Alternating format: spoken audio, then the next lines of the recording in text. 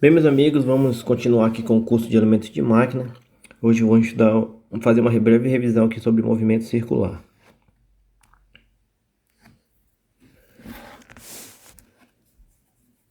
Então, o movimento circular ele caracteriza pelo movimento em trajetória que realiza uma circunferência. Essa trajetória, em um determinado tempo, ela realiza um ângulo e a velocidade angular ela é dada pela variação do ângulo dividido pela variação do tempo. Então, estamos falando aqui de um movimento circular uniforme. O período que esse objeto demora para fazer uma trajetória completa, ele é 2π sobre a velocidade angular e a frequência é 1 sobre o período, né?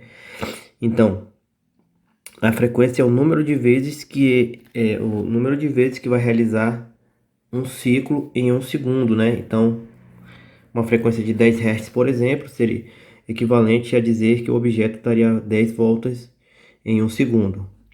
E aí vem uma coisa importante aqui pra gente nesse curso, que é anotar essa formulazinha.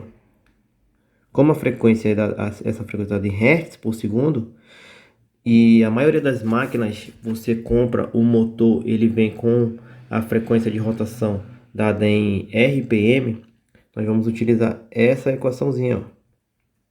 Então, onde esse N aqui é a rotação em RPM e o F em Hertz, tá? Então é muito importante essa equação, muito importante. N igual a 60 F. Já a velocidade periférica ou tangencial, então que é muito comum nós chamarmos de velocidade periférica. É essa velocidade aqui tangente ao movimento. Tangente ao movimento. Essa velocidade periférica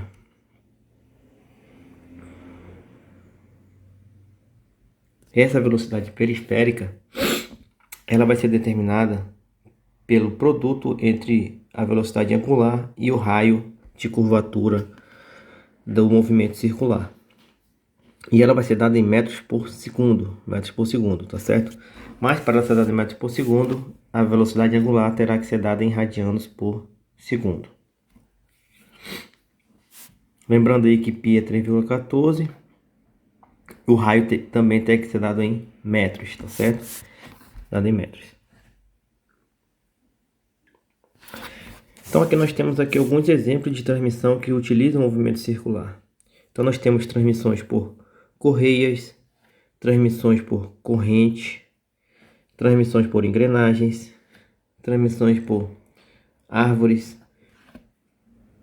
enfim, a maioria das transmissões confiáveis e mais baratas na indústria e no qualquer objeto mecânico aí, de automação, etc., utilizam-se movimentos de rotação para transmitir força e torque. Vamos continuar aqui com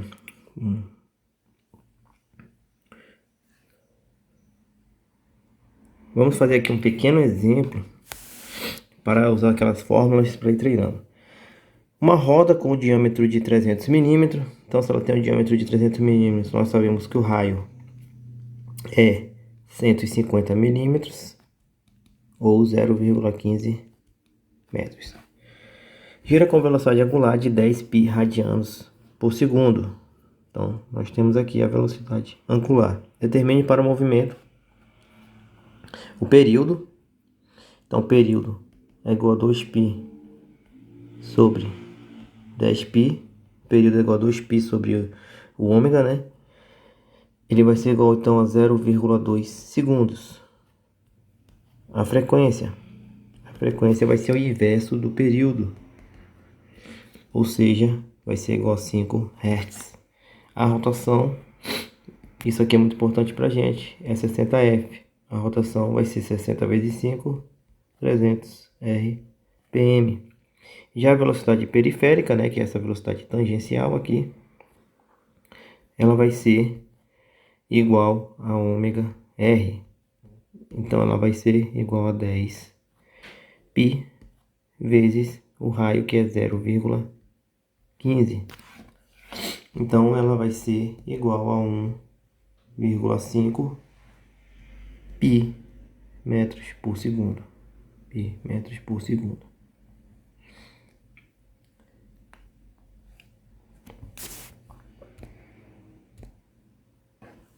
Aqui temos outro exemplo. Um motor elétrico possui como característica de desempenho a rotação 1750 RPM. 1750 RPM. Determina a seguinte característica para o motor. Então, geralmente essa informação ela vem aqui na plaquetinha do motor, tá certo? É a rotação nominal, tá? A rotação sem o conjugado, sem carga nela, né? Ela vai mudar a sua rotação quando tiver carga, por causa do deslizamento, né? Mas enfim, considerando essa hipótese aí, a primeira coisa que ele pede é a velocidade angular. Mas vamos fazer primeiro pela letra C, que é a frequência. A rotação ela é igual a 60 F. O F ele vai ser igual a N sobre 60. Então o F vai dar 1740 sobre 60, que vai dar do 29 Hz. O período é o inverso.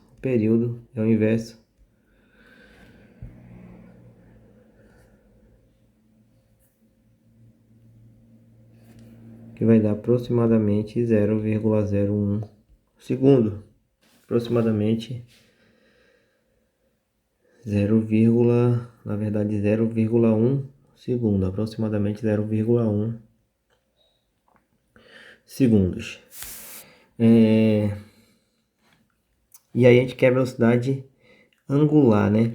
A velocidade angular ela é igual a 2π sobre t. Ela também é igual a 2π f.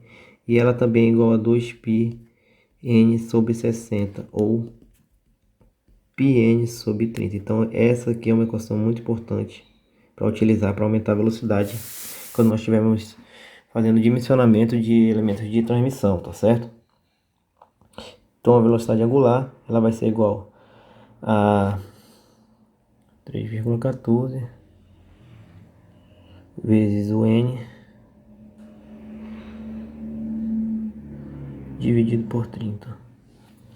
Isso é igual a 182,12 radiano por segundo.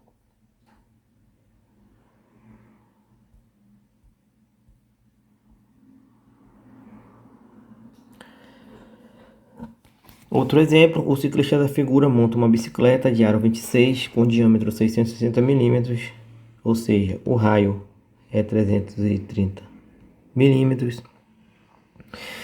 Esse movimento faz com que as rodas girem com rotação de 240 RPM, com a velocidade do ciclista. Então a gente viu que o ômega ele é igual a πn sobre 30.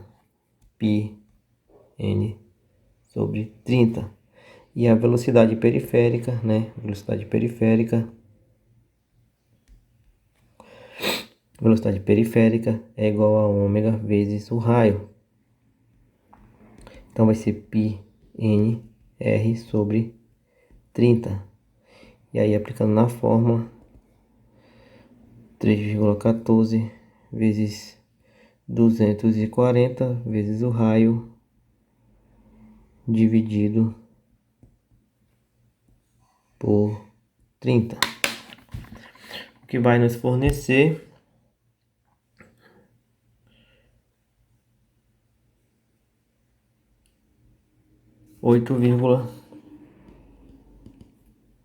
aproximadamente 8,29 metros por segundo.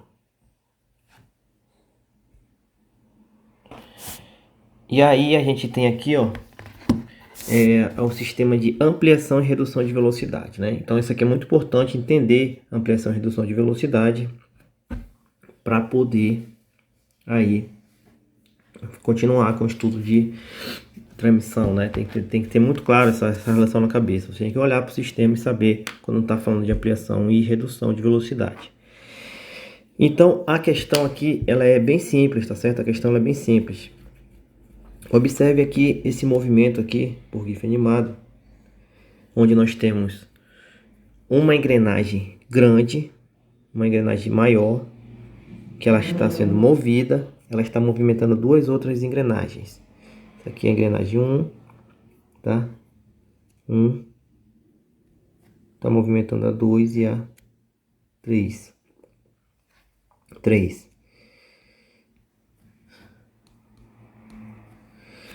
Se você observar, a velocidade da 3 é maior do que as outras. Maior do que as outras. Por que isso acontece? Porque, ó, se você acompanhar esse ponto aqui, ó, vou acompanhar aqui, ó. Você pode observar que ela já deu várias voltas e ele ainda está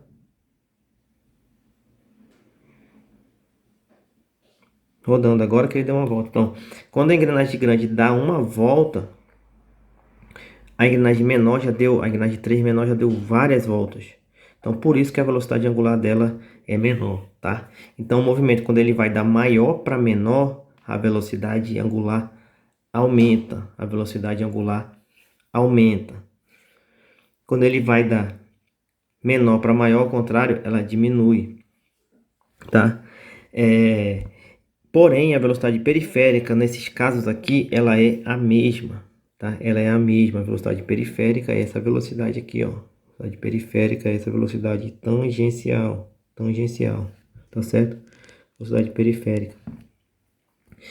Então, nesses dois sistemas, a gente vai ter aqui, ó, um sistema aqui que a gente chama de redução. Redução.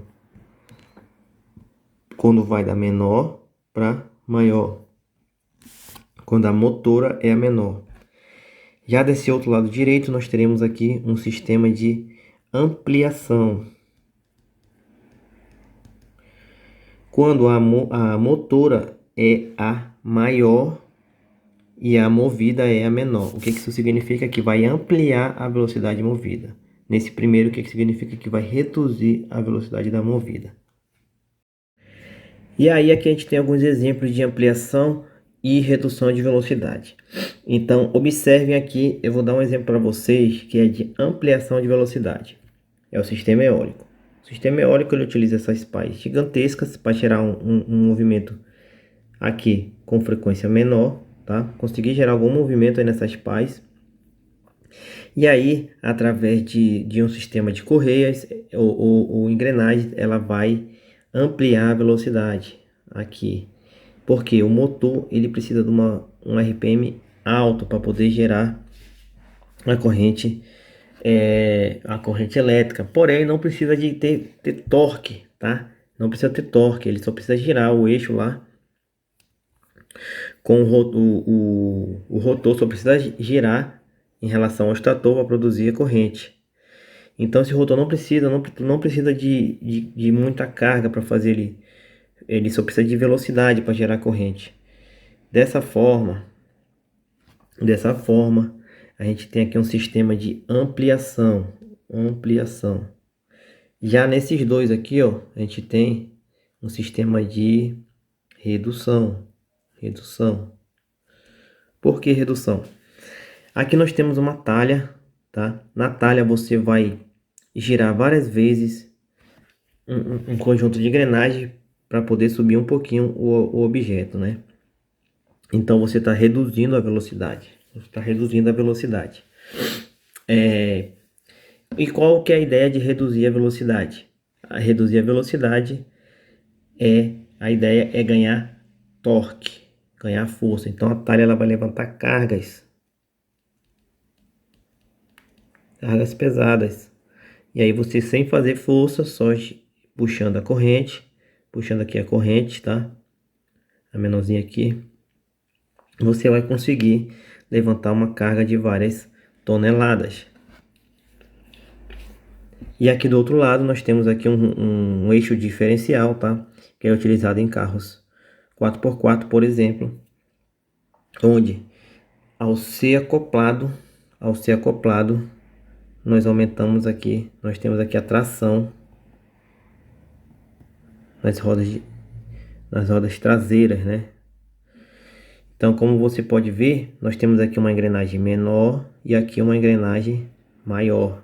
Quando vai da menor para maior, nós temos aí o que a gente chama de redução de velocidade. Porém, nós vamos ganhar torque, tá? Então, a ideia de reduzir velocidade é ganhar torque, ganhar força, tá certo? Ganhar forças.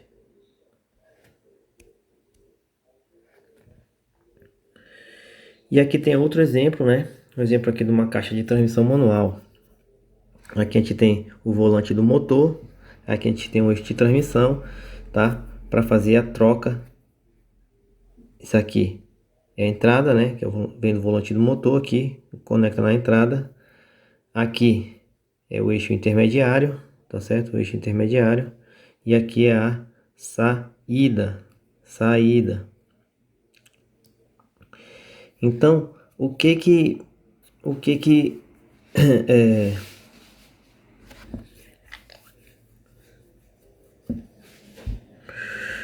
nós temos aqui, ó? Esse eixo aqui conecta com esse eixo intermediário, tá certo? E aí, nós quando trocamos a marcha, vamos mudar o conjunto, vamos mudar qual engrenagem está transmitindo, tá certo?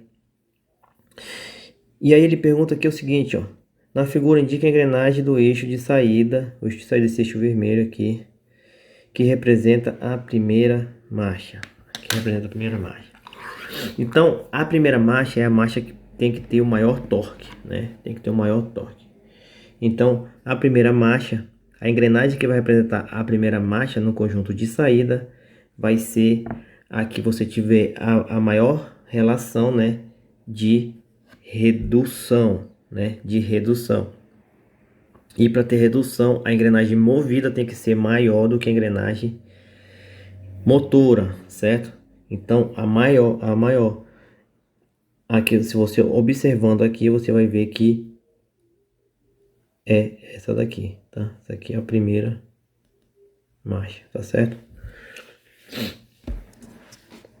Você vai ter o maior torque aí nessa primeira marcha. Quanto às engrenagens, nós temos que entender o funcionamento delas também. Elas são muito importantes na transmissão de movimento nas máquinas. Nós temos a engrenagem que sempre o peão é a engrenagem menor e a coroa é a engrenagem maior. Se o peão for motor, menor para maior, nós temos redução de velocidade. Se for o contrário, nós temos ampliação de velocidade. Para que essas duas engrenagens tenham um funcionamento perfeito, é preciso que haja o engrenamento. E isso só ocorre se os dentes delas tiverem a mesma dimensão. Mas para esses dentes terem a mesma dimensão, tendo as engrenagens tamanhos diferentes, nós temos que haver o casamento entre o módulo das engrenagens, tá? Então, o que é o módulo das engrenagens? O módulo nada mais é que o diâmetro primitivo, que é esse diâmetro onde há aqui a transmissão de força de um dente ao outro, tá? Dividido pelo número de dentes, tá certo? Então, para que haja o perfeito engrenamento, o módulo do peão tem que ser igual ao módulo da coroa, ou o diâmetro primitivo do peão dividido pelo número de dentes tem que ser igual ao o diâmetro primitivo da coroa dividido pelo número de dentes da coroa, tá certo? Então, isso aqui é a característica principal para que haja aí a transmissão de movimento em engrenagens. E aí a gente chega numa coisa importante que é muito utilizada, tá? Que é a relação de transmissão. Então, quando você estiver dimensionando a máquina, você vai ver o que ela precisa lá, qual é a velocidade, qual é a força. E aí, através do motor que você tem disponível, você vai ter que descobrir a relação de transmissão para poder descobrir os componentes da transmissão. Uma coisa interessante quanto à relação de transmissão, que fica muito fácil de você lembrar sempre, acertar sempre, é que a relação de transmissão ela sempre é o maior sobre menor. Ela sempre é o maior sobre menor. Então, por exemplo, quem que tem o maior diâmetro? É a coroa. Então, maior sobre menor, coroa sobre peão. Quem que tem o maior número de dentes? Coroa. Então, Z2 sobre Z1. Quem que tem a maior velocidade angular dos dois? sempre é o menor. Sempre é o menor. O menor tem a maior velocidade angular, ou seja, a maior velocidade angular é do peão. Quem que tem a maior frequência? Peão também. Maior rotação, mesma coisa. E o maior torque? O maior torque é o...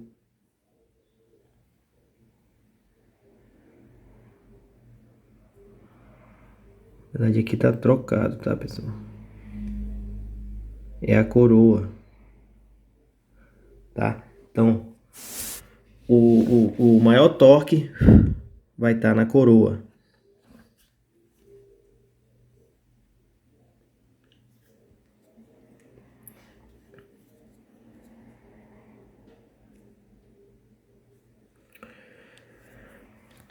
Então temos exemplo aqui, ó. A transmissão por correia representada na figura, é composta por duas polias com os seguintes diâmetros. Então nós temos uma transmissão por correia, tá certo? Nós temos a polia motor aqui, diâmetro de 100 milímetros, diâmetro de 100 milímetros. Então, 100 milímetros. Já a movida tem 180 milímetros.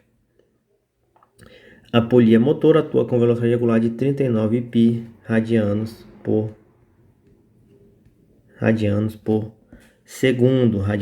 Determine o período da polia. Da polia motora, né? Então, toda vez que tiver motor, a gente está falando da 1 e movida da 2. Então, a polia motora, o período é igual a 2π sobre ômega. Vai ser igual a 2π sobre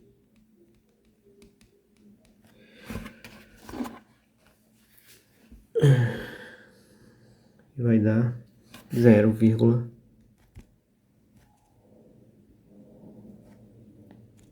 aproximadamente 0,05 segundos.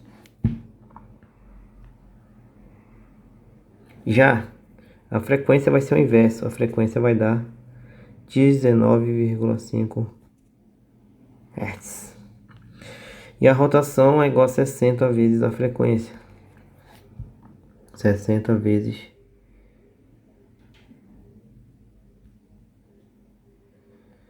1170 RPM. Então eu vou botar aqui um para identificar que tudo é relacionado à motora.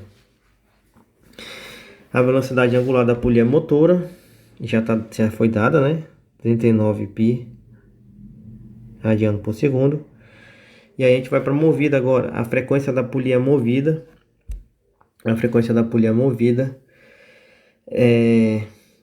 Vai depender você pode fazer isso utilizando a relação de transmissão, né? Então olha só. Você pode usar várias equações aqui para descobrir isso aí, né? Primeiro você tem aqui que a velocidade periférica ela é igual a ômega R. Mas a velocidade periférica é igual para as duas, né? Então ela pode ser tanto um como o outro. E aí através disso aqui você pode chegar na polia movida, né? Na polia movida. E aí, se você quiser, né? Você pode a partir daqui chegar, mas tem uma relação muito importante que é a relação de transmissão. A relação de transmissão sempre é maior sobre menor. E aí o que eu tenho dado aí? Tem o diâmetro. Quem é o diâmetro maior? O diâmetro maior é 180. Essa daqui é inclusive a letra I, né? 180 dividido por 100. Dividido os dois, você vai ter que a relação de transmissão é 1,8. A relação de transmissão é 1,8. Com a relação de transmissão, eu posso achar todos esses elementos aqui no outro. Por exemplo, quem que tem a frequência maior aqui? É a polia motora ou a polia movida? A frequência maior é a polia motora, porque ela é menor, ela gira mais do que a maior. Dessa forma, aqui tu vai ter que o I é igual a F1 sobre F2. Ou F2 é igual a I sobre F1. Então F2 vai ser igual a I, que é 1,8, dividido por F1, que é 19, na verdade aqui eu errei a conta, né, pessoal? Aqui é o F2 aqui vai ser igual a F1 sobre I, que vai ser igual a 19,5 dividido por 1,8, que vai dar 19,5 dividido por 1,8, que vai dar 10,83 Hz. Período. Quem que tem o maior período? Quem que tem o maior período? Quem tem o maior período, quem demora mais para dar uma volta é a polia movida, né? Então aqui, ó, na letra F. Na letra F, o I, ele vai ser igual ao T2 sobre o T1. O T2 vai ser igual a I vezes T1. T2 vai ser igual a 1,8 vezes 0,05. T2 vai ser igual a 0,09 segundos. E aí agora a rotação da polia movida. Então, letra G. Letra G.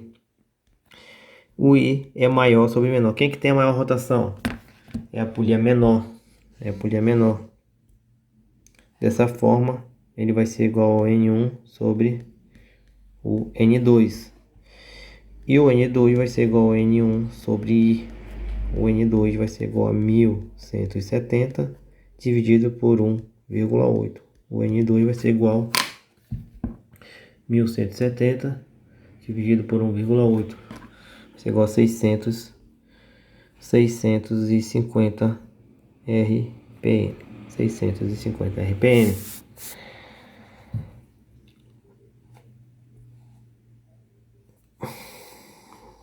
Velocidade periférica da transmissão. Bom, a velocidade periférica é a mesma, tá? Ela é igual a ômega R.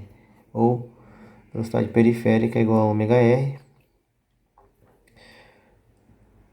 Ômega R ou 2π FR ou 2π FD dividido por 2, que é igual a π FD. Então dessa forma nós teremos 3,14 vezes a frequência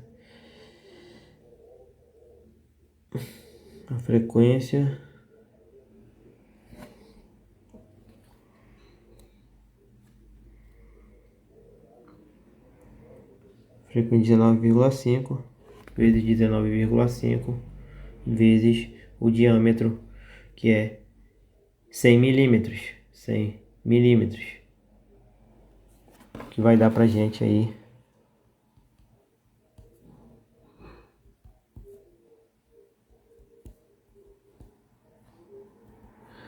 6,12 metros por segundo.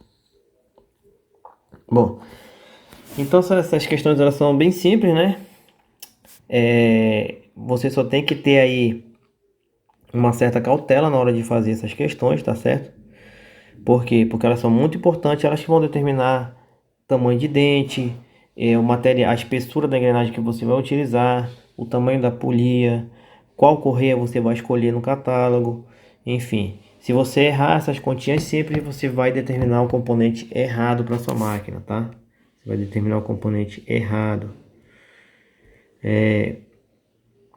Aqui nós temos aqui o último exemplo, tá certo? Nós temos aqui o último exemplo. Aqui é o mesmo sistema, tá, pessoal? Temos aí transmissão por correia de 3, onde a velocidade periférica é a mesma, tá? É a mesma para todos. É a mesma para todos. E aí ele dá a rotação da polia motora, né? Que é essa daqui, ó. E aí aqui você tem o diâmetro de cada um, tá? Tem o diâmetro de cada uma. E aí só é utilizar as mesmas relações, tá certo? As mesmas relações para você poder achar Todos. Bom, e aí interessante é você fazer uma relação de transmissão que eu posso chamar de I2, tá? I2, relação de transmissão. I2. I2 eu vou chamar aqui, ó. I2 vai ser o quê? Vai ser a relação de transmissão entre bomba e motor. E aqui eu vou chamar I3. E aí na hora de que você for fazer, você vai calcular isso aqui primeiro, tá? Calcular isso aqui primeiro. Igual como nós calculamos no exercício passado.